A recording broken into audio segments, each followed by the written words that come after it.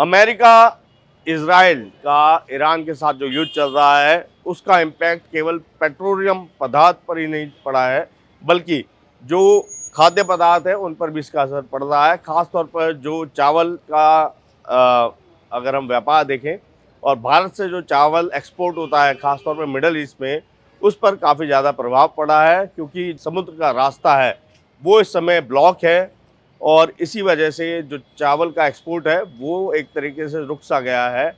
हम यहाँ नया बाज़ार खारी बावली में पहुँचे हैं, जहाँ पर ना केवल दिल्ली बल्कि देश के भी चावल के बड़े-बड़े एक्सपोर्टर्स हैं और यहाँ पर पहुँच के हम इनसे बात करेंगे कि आखिर क्या परेशानियों का सामना उनको करना पड़ रहा है? क्या जो एक्सपोर्ट का माल है वो भारत से मिडल ईस्ट पहुँच पा रहा है या नहीं? और अगर नहीं पहुँच पा रहा है तो इनके व्यापार पे क्या असर पड़ा है और आगे चलकर कब तक इनको राहत मिलने की उम्मीद है? ईरान और अमेरिका के बीच जो युद्ध चल रहा है उसको आज 8 दिन पूरे हो गए हैं और इस युद्ध का जो असर है वो केवल खाड़ी देशों पर या अमेरिका इजराइल पर ही नहीं, बल्कि अब भारत जैसे देशों पर भी दिखने लगा है। सबसे बड़ा इम्पैक्ट जो आया है वो पेट्रोलियम के साथ-साथ चावल के निर्यात यानी एक्सपोर्ट पर भी आया है और इसी विषय पर बात करने के लिए हमारे साथ आज मौजूद हैं अजय भलोटिया जी, जो all India rice export association के जनरल सेक्रेटरी हैं। सर, द फेडरल देश में आपका स्वागत है। सर, ये जो इम्पैक्ट है वो किस तरीके से अब हमारे एक्सपोर्ट मार्केट को असर कर रहा है? अभिषेक जी, देखिए कि अभी इसमें सबसे बड़ा जो इशू है वो है शिपिंग लाइंस को लेके, क्योंकि लगभग 2 लाख टन कार्गो जो है वो इन ट्रांजिट है या डेस्टिनेशन पोर्ट पे ऑफलोड हो चुका है, जिसको लेके शिपिंग लाइंस ने एक बहुत हैवी जो है वॉर टैरिफ लगा दिया है उस कार्गो के ऊपर, जो एक्सपोर्टर्स के लिए एक बहुत ही गंभीर विषय बना हुआ है। लगभग 2 लाख टन माल इंडियन पोर्ट्स पे पड़ा है, जिसमें गवर्नमेंट ऑफ इंडिया ने काफ़ी सपोर्ट किया है और वो माल हम वापस अपने वेयर हाउसेज में या पोर्ट पे स्टोर कर पा रहे हैं।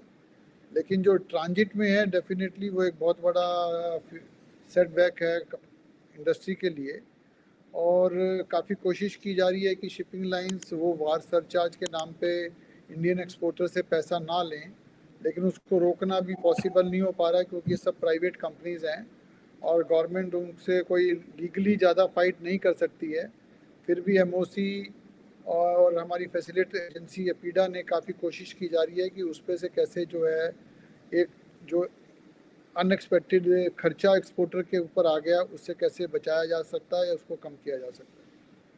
और सर, अगर हम मिडल ईस्ट की बात करें तो जो हमारा इंडियन बासमती राइस है या जो दूसरा राइस है, तो मिडल ईस्ट जो है कितना बड़ा मार्केट है और कौन-कौन से उसमें जो देश हैं वो सबसे बड़े भारत के मार्केट है सर? भारत का अगर एक्सपोर्ट की बात करें तो लगभग मिडल ईस्ट में 80% माल मिडल ईस्ट में एक्सपोर्ट होता है, जिसमें मेजर ईरान, इराक और सऊदी अरेबिया 3 मेजर कंट्री हैं, और बाकी जैसे जितने भी दुबई, यूएई हो गया, कुवैत हो गया, ओमान हो गया, बहरीन, जितने भी इफेक्टेड कंट्री हैं ये भी एक अच्छी वॉल्यूम में इंडिया से एक्सपोर्ट करते हैं।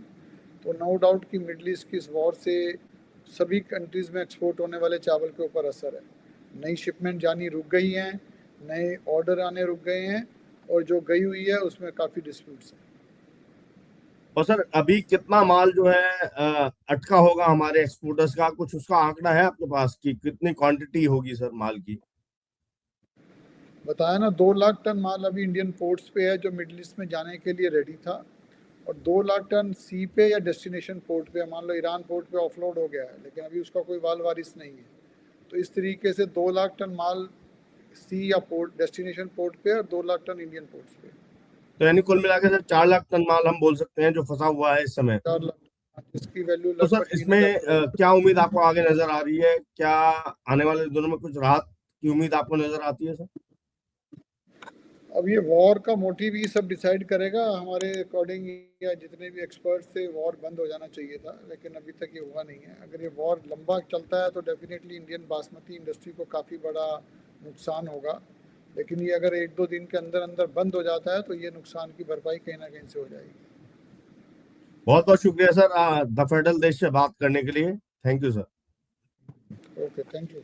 ईरान, इजराइल और अमेरिका के बीच जो युद्ध चल रहा है उसको आज 8 दिन पूरे हो गए हैं। इसका असर न केवल गल्फ कंट्रीज में पड़ रहा है, बल्कि भारत जैसे देशों पर भी इसका प्रभाव अब नज़र आ रहा है, क्योंकि इसकी वजह से जो देश में व्यापार है उस पर भी अब दुष्प्रभाव पड़ने शुरू हुए हैं। इसी क्रम में चावल का जो एक्सपोर्ट है वो भी प्रभावित हुआ है, और मेरे साथ इस समय वरुण गोयल जी मौजूद हैं जो चावल के एक्सपोर्टर भी हैं। इसमें क्या इम्पैक्ट पड़ा है अपने एक्सपोर्ट पे चावल के? इस पे जितना भी मिडल ईस्ट का एक्सपोर्ट है ऑलमोस्ट एक तरह से रुक सा गया है। ओके। डेफिनेटली काफ़ी बड़ा इम्पैक्ट आया है। मिडल ईस्ट इंडिया का बासमती का बहुत बड़ा एक कंजप्शन सेंटर है, और डेफिनेटली शिपिंग लाइंस ने जो कंटेनर रास्ते में हैं वो डिले होंगे। जो कंटेनर ऑलरेडी माल पहुंचा हुआ था पोर्ट्स पे और शिपमेंट जस्ट होनी थी, उसके ऊपर काफ़ी हैवी वॉर सरचार्ज लगा दिया है। ओके। $2,000 पर कंटेनर का वॉर सरचार्ज लगा दिया है। Okay sir. इतना तो हमारे बिजनेस में मार्जिन नहीं है। $2,000 पर कंटेनर का मतलब है ऑलमोस्ट एक कंटेनर में आपकी जानकारी के 24-25 टन माल जाता है, 24 to 25 टन पर कंटेनर। तो सारे जो पोर्ट्स हैं मिडल ईस्ट के, सारे पोर्ट्स हाईली इफेक्टेड हैं इस समय।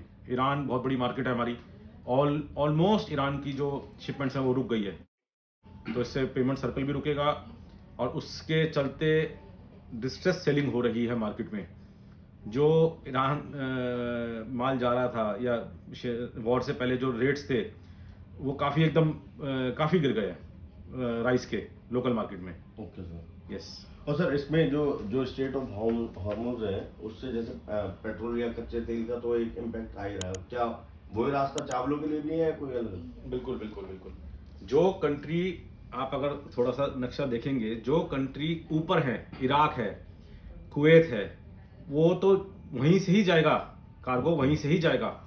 तो ये ईरान है, ईरान का पोर्ट आपका डिस्टर्ब हो गया, इराक डिस्टर्ब हो गया, कुवैत डिस्टर्ब हो गया, तो वो तो जाना ही वहीं से है। और ये काफ़ी अच्छी बड़ी क्वांटिटी लेते हैं ये कंट्रीज। प्लस आप इससे ऑयल का जो डिस्ट्रप्शन हुआ है उससे दूसरा इम्पैक्ट ये आ गया है, हम जो राइस पैक करते हैं, पीपी बैग यूज़ करते हैं, दाना जी। पीपी बैग यूज़ करते हैं या नॉन वोन बैग यूज़ करते हैं, वो दाने से बनता है, जो पीपी दाना होता है। जी। इमीडिएटली 50 रुपए किलो दाना बढ़ गया। ओके। 50 रुपए किलो दाना, या तो ये ऑयल मार्केटिंग कंपनीज का खेल समझ लो, कुछ भी समझ लो, मगर अल्टीमेटली जो हम एक्सपोर्टर हैं हमको इसमें बहुत बड़ा लॉस हो रहा है। जो शिपमेंट्स हमने सेल कर रखी हैं, आज हम बैग का कॉस्ट फॉर एग्जांपल अगर 500 रुपये टन पकड़ते हैं फॉर एग्जांपल, वो सीधा बढ़ के 700-750 रुपये टन हो गया, और उसमें भी मटेरियल अवेलेबल नहीं है। अगर हमें अदर देन ईरान भी या अदर देन मिडिल ईस्ट भी एक्सपोर्ट करते हैं, जैसे अफ्रीका एक्सपोर्ट करते हैं, उसमें पीपी बैग काफ़ी बड़ी मात्रा में यूज़ होता है, तो वो शिपमेंट्स भी इफेक्टेड हो रही हैं इसके चक्कर में, क्योंकि जो पैकिंग मटेरियल का रॉ मटेरियल है वो एकदम हाईली शॉर्टेज में आ गया है। ये भी है। अब तो सर जो शिपमेंट वहाँ पहुँच रहा है, जैसा आपने बताया $2,000 का जो सरचार्ज लग रहा है, तो मतलब जो वहाँ का जो भी आपका पार्टनर होगा जिसको आपने माल भिजवाया, जो आपकी पार्टी होगी, तो वो उसको नहीं उतार रहे हैं या वो चार्ज आपसे देने को बोल रहे हैं? नहीं, इसमें अभी बातचीत चल रही है। $2,000 का मतलब है ऑलमोस्ट $80 पर टन। ओके। तो अभी तो ऑब्वियसली बात है, एज पर लॉस ये तो शिफ्ट होगा ऑन टू द बायर। अब कुछ बायर जो अच्छे बायर हैं, जो पुराने बायर हैं, सीजनड बायर हैं, वो तो इसको एब्जॉर्ब करेंगे, और बहुत से ऐसे भी होते हैं जो मना कर दें, तो वहाँ पर या तो आधा आधा होगा या सप्लायर बेचारा मरेगा, ये प्रॉब्लम आ सकती है। और सर जो नया ऑर्डर है वो फिर आप लोग अभी नहीं ले रहे हैं या मिल नहीं रहा है क्या? जब रेट बढ़ चुके हैं और उम्मीद सबको ये लग रही है कि शायद ये वॉर खत्म हो जाएगी एक हफ्ते में, 2 या 5-7 दिन में, तो अभी तो हर कोई वेट एंड वॉच ही करेगा ना। इस समय कौन कोई शिपमेंट करेगा? आप एक बताएं, घर में लड़ाई हो रही है तो आप तो उस घर में नहीं जाना पसंद करेंगे ना। बिल्कुल सर। अगर एक घर में आग लगी है तो आप तो थोड़ा अवॉइड ही करेंगे ना, सिंपल सी बात है। और सर थोड़ा अगर रफली आप बता पाएं कितना मिडिल ईस्ट में कंजम्पशन होगी इंडियन राइस की? जो बासमती है, बासमती हमारा हर साल ऑलमोस्ट 4.5 to 5 मिलियन टन्स का एक है, या उससे ऊपर भी, और मिडल ईस्ट में इसका ऑलमोस्ट 80% है। Okay sir. मिडल ईस्ट में, क्योंकि ये बासमती वो कंट्रीज खाती हैं जिनके पास हाई परचेजिंग पावर है। अफ्रीका में जाता है बहुत नेग्लिजिबल, या यूरोप जाता है, यूएस जाता है, मगर मोस्टली जो इसका कंजप्शन है वो मिडल ईस्ट में, 80% मिडल ईस्ट में है, जहाँ पर हाई परचेजिंग पावर है। इराक, ईरान, कुवैत, सऊदी, आपका यूएई, ये सारे हाई परचेज, बहरेन, ओमान, सब जगह जाता है ये, और सभी अभी डिस्टर्ब चल रहा है। सब डिस्टर्ब है। यमन, ये सारे आप देख सकते हैं। तो अभी आप भी वेट एंड वॉच की स्थिति में है, जब वॉर हो जाएगी तभी फिर आगे कुछ इसका सॉल्यूशन हो पाएगा। डेफिनेटली जब तक वॉर रुकेगी नहीं तब तक इसका नियर टर्म में तो कुछ भी नहीं होगा, क्योंकि आज आपने कोई कंटेनर लोड करा, किसी वेसल पे लोड करा, खुदा ना खास्ता उस वेसल पे ही मिसाइल गिर जाए, बॉम्ब गिर जाए, तो आप क्या करोगे?